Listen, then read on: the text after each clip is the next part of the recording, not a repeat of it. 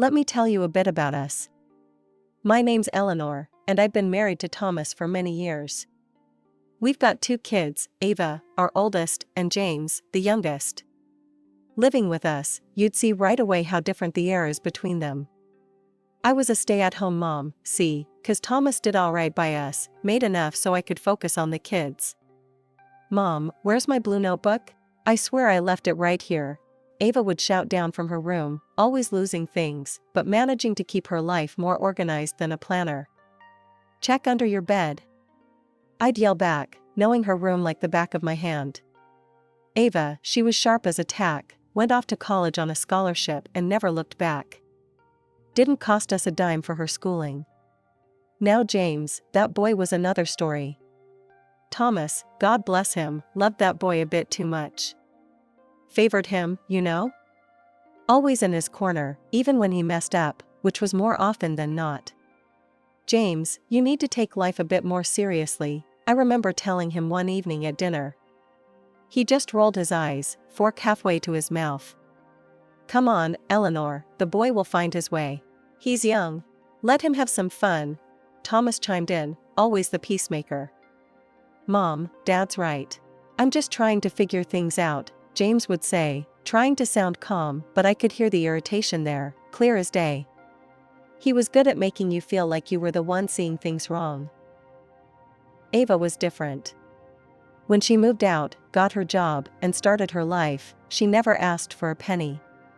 Proud of her, I was. I made sure to budget, Mom. I don't want to be a bother. She'd tell me over the phone, and my heart would swell with pride.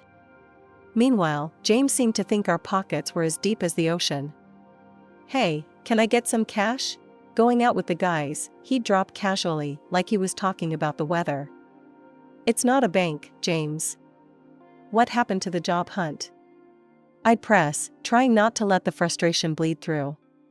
Jobs suck, Mom. I'm still looking for the right fit, he'd grumble, always with an excuse. Thomas and I would go back and forth about it. He's just lost, Eleanor. He'll settle down, he'd assure me, but the worry lines etched deeper with each passing day. I'd sit there, coffee in hand, morning light streaming through the window, wondering where we went wrong.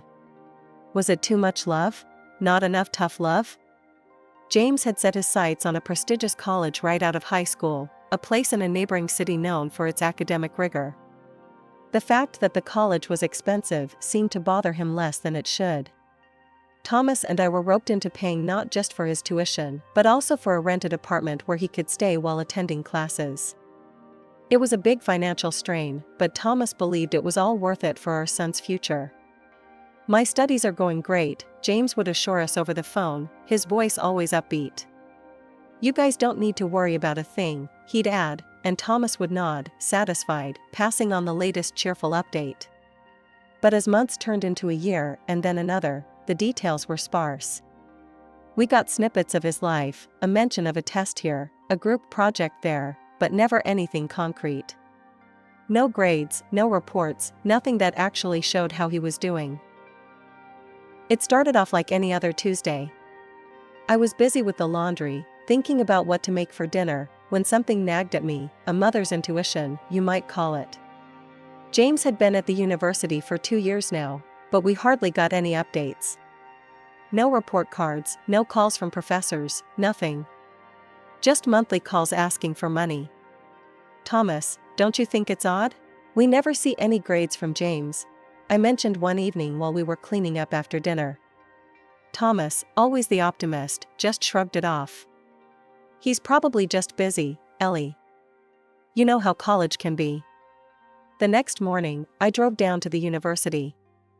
It was a nice place, all ivy-covered buildings, and young folks looking like they had their whole lives sorted out.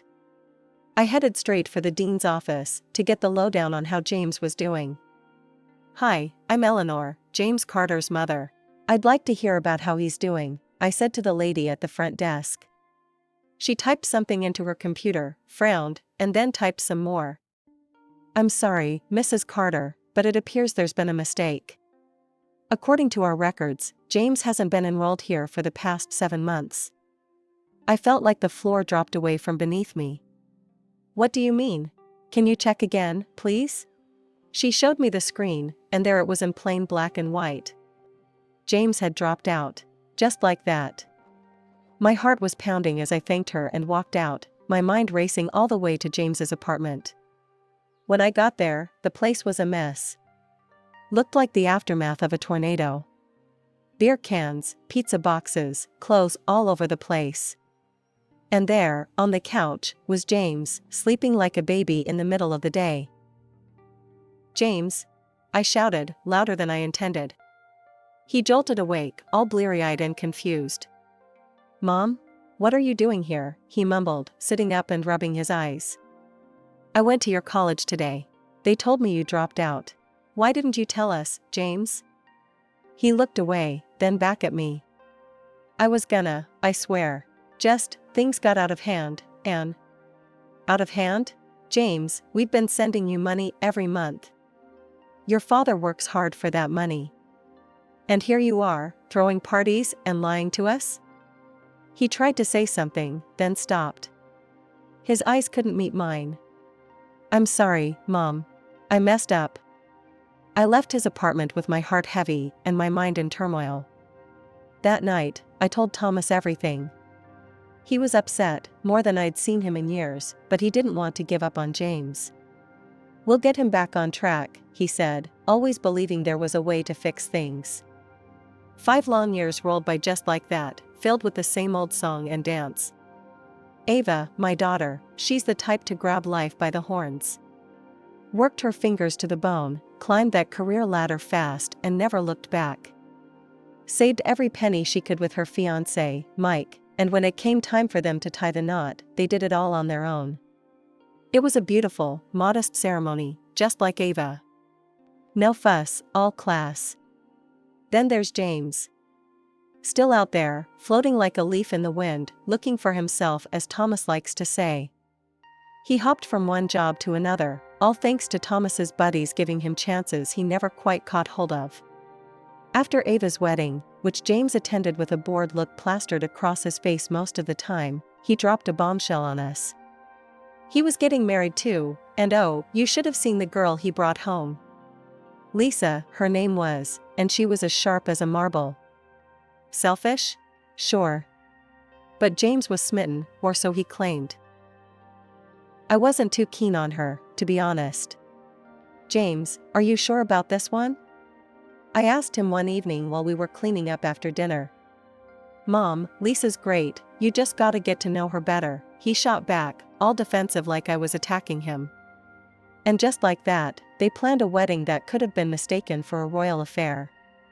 Of course, they expected Thomas to foot the bill, which he did without even batting an eye.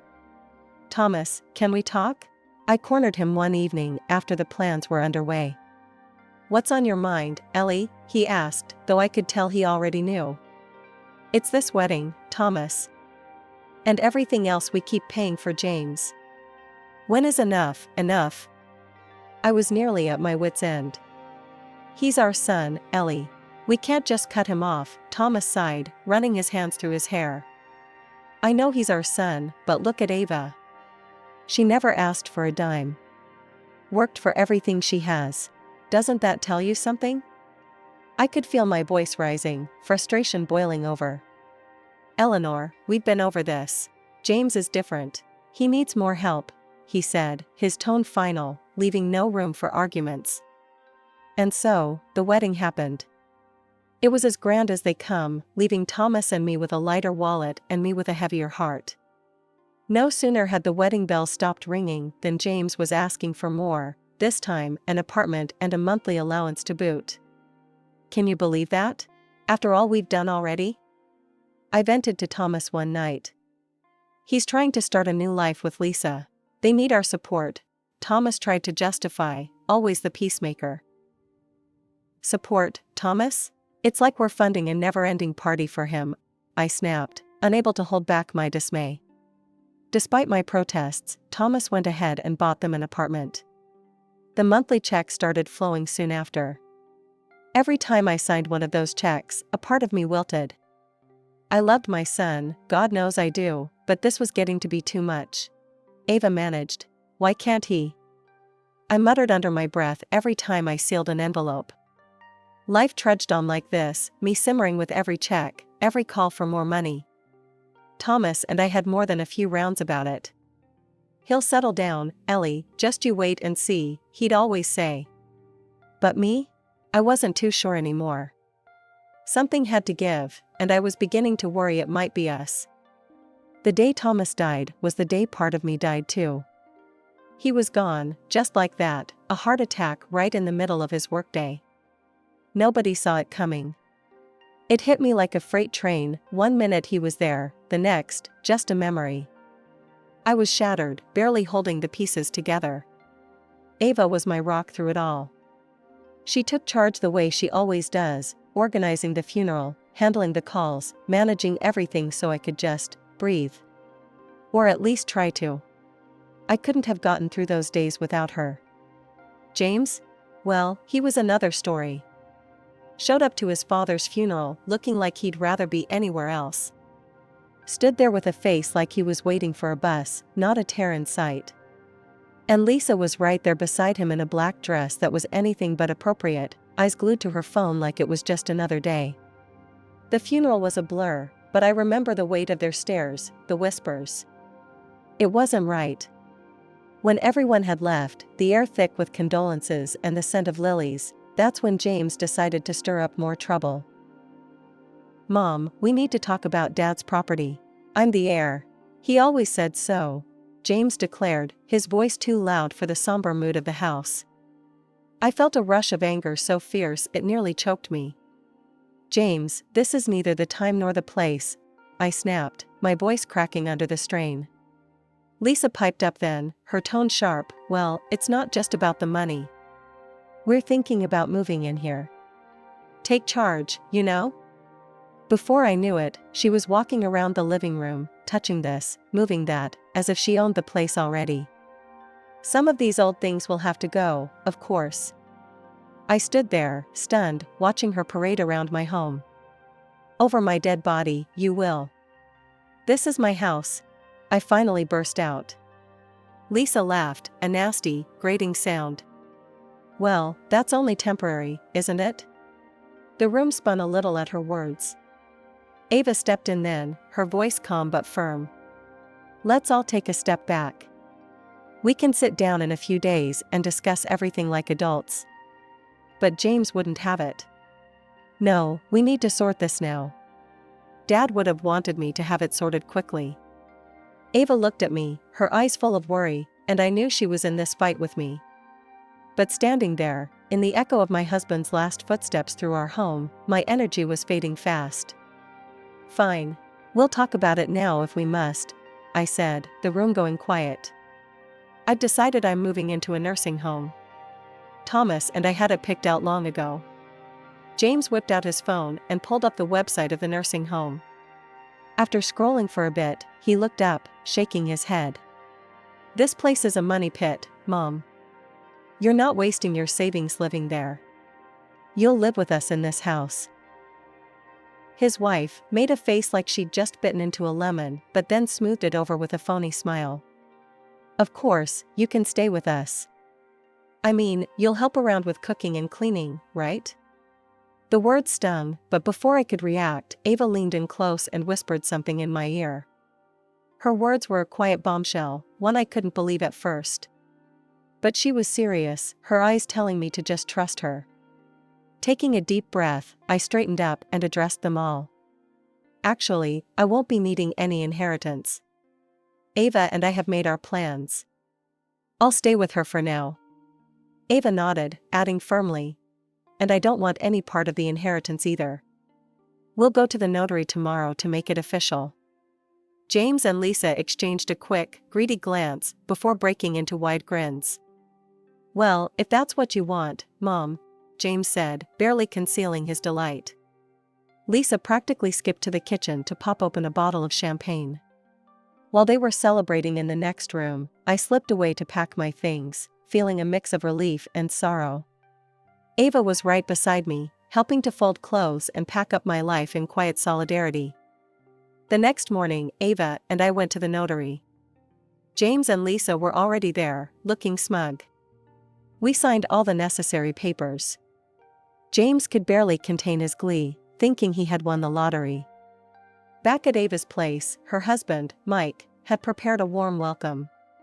The table was set with a good lunch and tea, making me feel cherished and safe. Mike gave me a comforting hug. "Glad to have you here," he said, his smile genuine and warm. Living with Ava and Mike had been a balm to my worn spirit. Day by day, I found pieces of myself that had been lost in the chaos of grief and family drama. Ava was ever the caretaker, making sure I was comfortable, offering a listening ear, and just being there, something I hadn't realized I'd been missing so much. It was on a sunny Thursday morning, while I was enjoying a cup of coffee in the garden, that my phone rang. An unfamiliar number flashed on the screen, and I hesitated before answering. "Hello, Eleanor? This is Janet from Pine Grove Care Home." The voice was warm and professional. "I'm calling to inform you that your place here is ready for you." I furrowed my brow, confusion washing over me. "I think there's been a mistake. I didn't book a place at any care home." "Oh, no mistake, ma'am. Your husband, Thomas, arranged for 2 lifetime places here in your name. Since his place is now vacated, you also have an option to receive a refund. The amount would be $200,000. My hand trembled as I held the phone, tears welling up in my eyes. Thomas had always been thoughtful, but this? This was beyond anything I could have imagined. "Thank you," I managed to choke out, overwhelmed by his love even in his absence. I hung up and stared out at the garden, the flowers blooming with no care of the world's troubles, a stark contrast to the turmoil within me. Ava noticed my tears when she came out to join me. "Mom, what's wrong? Who was that on the phone?" she asked, her voice laced with concern. I wiped my eyes, looking up at her. "That was the nursing home. Your father, he had made arrangements for us before he died. There's enough money for me to decide what I want to do without worrying." Ava sat down next to me, taking my hand in hers. "That's amazing, Mom. But you know you don't have to go if you don't want to. You can stay here with us. We want you here." I squeezed her hand, grateful for her and Mike's generosity. "I know, darling. And I appreciate it more than words can say. But your father chose that place with care, thinking of our health and future. They have excellent medical facilities, and honestly, it might be the best place for me to be.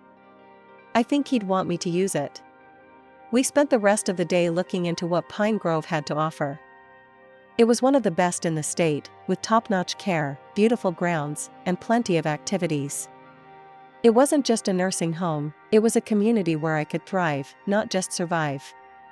"Looks like Dad really was thinking ahead," Ava remarked as we browsed through the photos of the facility online.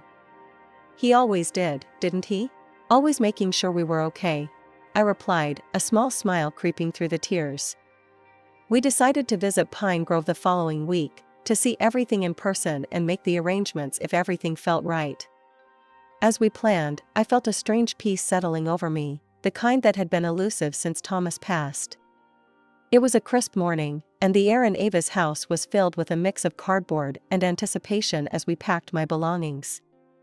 That's when the peace was shattered by James and Lisa barging in, papers in hand and fury in their eyes.